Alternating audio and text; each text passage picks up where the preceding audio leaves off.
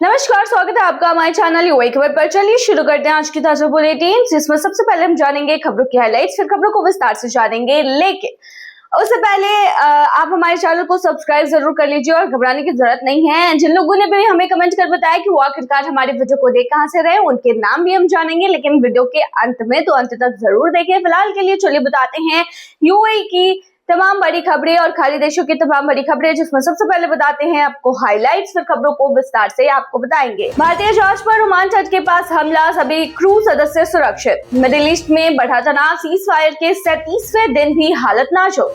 Dubai airport पर suitcase से मिले दुर्लभ मृत भालू, महिला यात्री गिरफ्तार। दुबई में एआई संभालेगा ट्रैफिक और ट्रांसपोर्ट सिस्टम, 24/7 स्मार्ट निगरानी शुरू।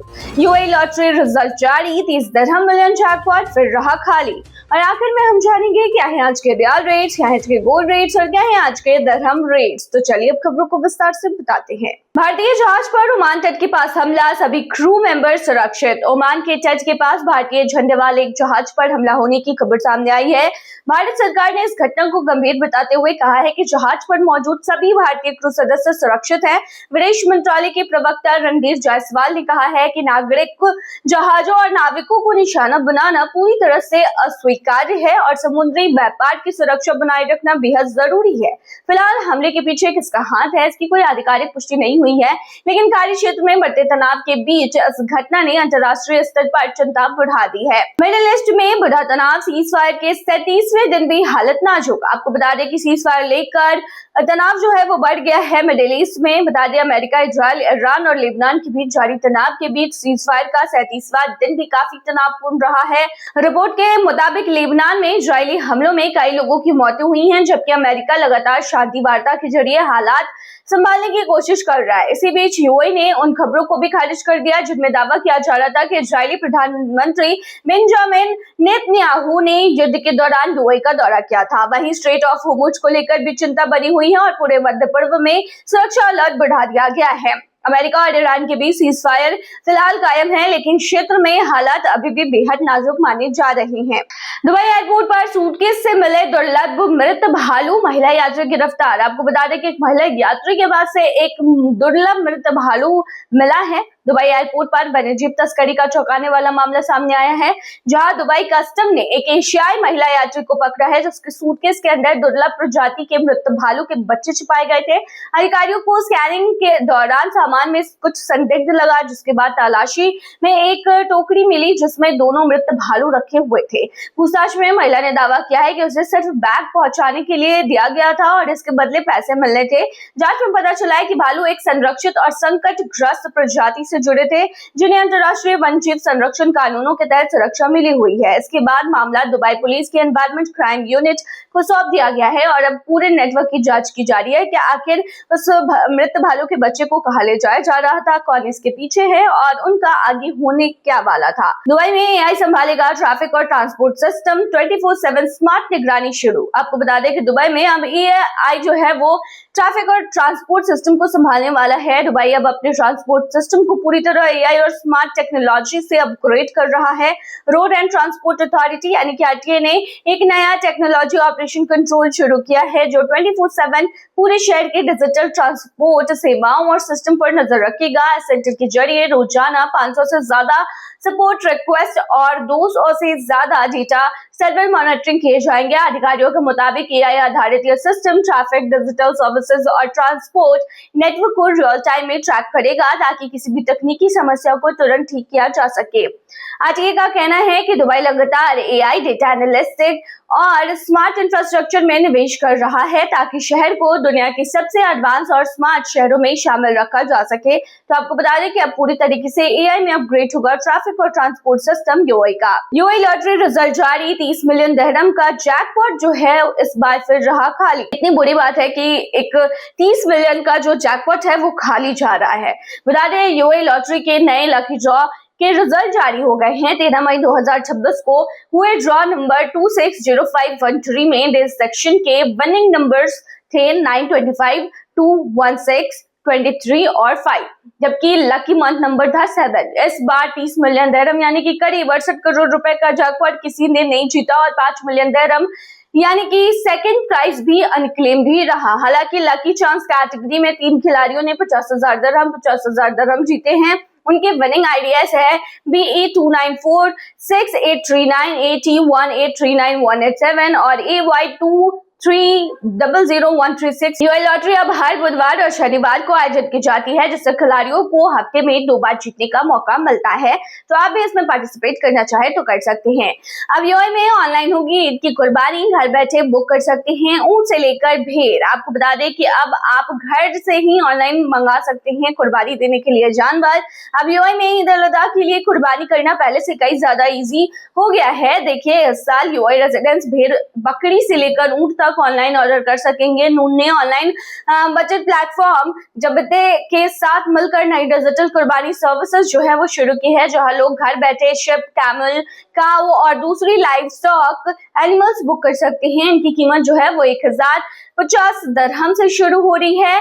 करीम जैसे प्लेटफॉर्म्स भी इसी तरह की सेवाएं दे रहे हैं, जिससे लोगों को अब बाजार जाने की जरूरत नहीं पड़ेगी। ईद के दौरान सैक्रिफाइस के बाद मीट को जरूरतमंदों, रिश्तेदारों और परिवारों में बांटा जाता है। यूए में डिजिटल कुर्बानी सर्विसेज जो है वो तेजी से पॉपुलर हो रही है, क्योंकि लोग अब आसान, हाइजीनिक और फास्ट डिलीवरी ऑप्शंस को ज्यादा पसंद कर रहे हैं और ये एक तरीके से उन्हें सुविधा प्रदान कर रहा है कुर्बानी देने में और उसे बांटने में भी। असम से पहली बार सऊदी अरेबिया और यूए भेजी गई है करोड़ों की अगरवुड खेप। आपको बता दें कि असम से पहली बार सऊदी अरेबिया और यूए में एक्सपोर्ट किया गया है अगरवुड। असम ने पहली बार कानूनी रूप से अगरवुड चिप्स की खेप जो है वो सऊदी अरब और यूए को निर्यात कर इतिहास रच दिया है। लेकिन बताया गया है इस मामले में कि करीब 2.35 करोड़ की इस खेप को गुवाहाटी एयरपोर्ट से भेजा गया, जिसमें 100 किलो अगरवुड सऊदी अरब और 12 किलो दुबई के लिए रवाना हुआ है। यह निर्यात जो है वो असम अगरवुड प्रमोशन पॉलिसी 2020 के तहत किया गया। इसके लिए DGFT व सिटीज की भी जरूरी मंजूरी ली गई है। सरकार का कहना है कि इससे असम की एग्रो फॉरेस्ट अर्थव्यवस्था को बढ़ावा मिलेगा और आने वाले समय में यह उद्योग जो है वो 50,000 करोड़ तक की संभावनाएं पैदा कर सकता है, जिससे किसानों और कारोबारियों को बड़ा फायदा मिलने की भी उम्मीद जताई गई है। यूए ने नेतन्याहू की गुप्त यात्रा की खबरों को बताया फर्जी। आपको बता दें कि यूए ने नेतन्याहू की गुप्त यात्रा को लेकर अटकलें जो थी उसे साफ कर दिया है। संयुक्त अरब अमीरात यानी कि यूए ने उन रिपोर्ट्स को पूरी तरीके से खारिज कर दिया है जिसमें दावा किया गया था कि इजराइल के प्रधानमंत्री बेंजामिन नेतन्याहू ने हाल ही में गुप्त रूप से यूए का दौरा किया था।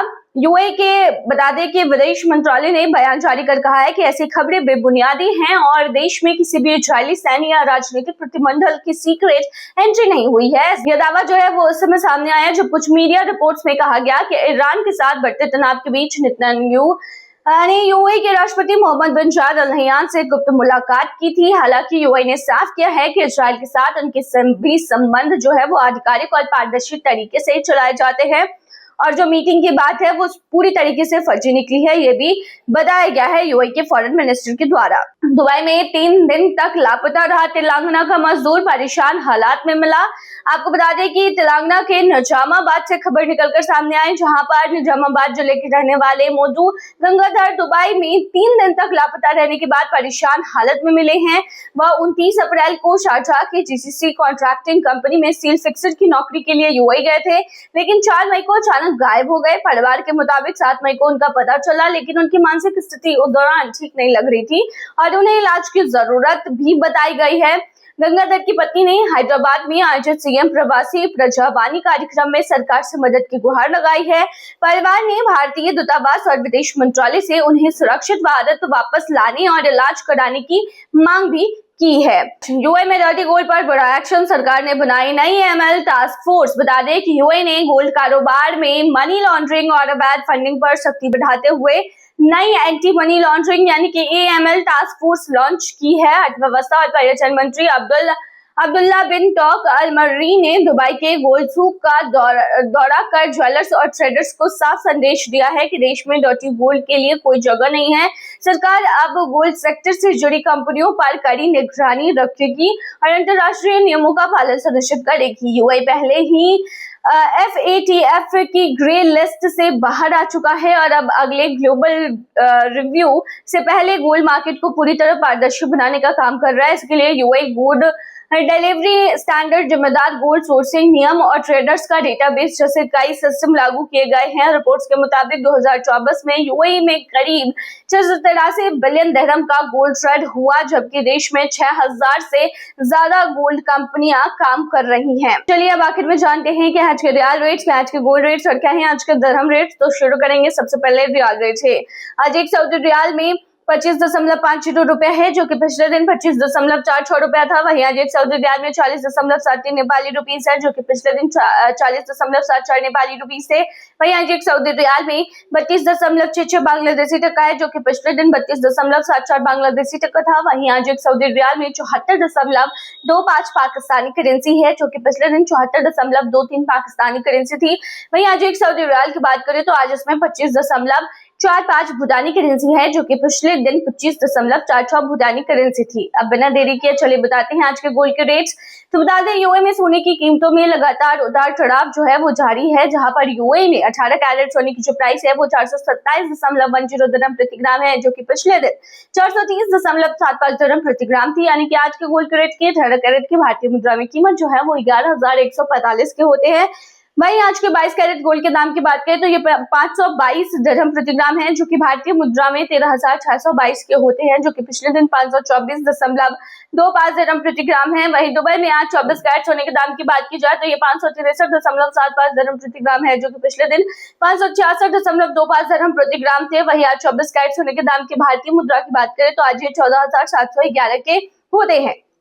क्या है आज के दिरहम रेट्स, तो बता दें आज एक यूएई दिरहम के मुकाबले 26.06 रुपया है, जो कि पिछले दिन 26.08 रुपया था। वहीं आज एक यूएई दिरहम में 41.68 नेपाली रुपीस है, जो कि पिछले दिन 41.49 नेपाली रुपीस से। वहीं आज एक यूएई दिरहम में 33.42 बांग्लादेशी टका है, जो कि पिछले दिन 33.48 बांग्लादेशी टका था। वहीं आज एक यूएई दिरहम में 75.85 पाकिस्तानी करेंसी है, जो कि पिछले दिन 75.90 पाकिस्तानी करेंसी थी। वहीं आज एक यूएई दिरहम में 26.05 भूटानी करेंसी है, जो कि पिछले दिन 25.94 भूटानी करेंसी थी। तो चलिए अब आखिर में जानते हैं उन लोगों के नाम जिन्होंने आखिरकार कमेंट करके बताया कि वो हमारे वीडियो को देख कहां से रहे। तो देखिए हमारे साथ है इमरान अली की, जो कि दुबई से हैं, विकास कुमार है राजस्थान भारत से, फिरोज खान है दुबई से, विजय कुमार है अबू धाबी से, तबस्सुम बेगम है दुबई से, नूर मोहम्मद है गुवाहागर भारत से, गुरविंदर सिंह है अबू धाबी से, शमशेर सिंह है सुंदरनगर धनोतू भारत से, मिर्जाना सुब्बा है सिक्किम से, और जैस्मीन शेख है हमारे साथ शारजाह यूएई से। तो अगर आप चाहते हैं कि आपका भी नाम फीचर हो हमारे चैनल पर तो आपको ज्यादा कुछ करना नहीं है, आपको जाना है कमेंट सेक्शन में,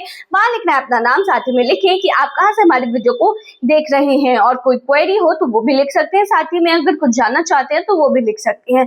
तो ये थी तमाम जानकारी, बनी रहिए तमाम खबरों के लिए हमारे चैनल पर।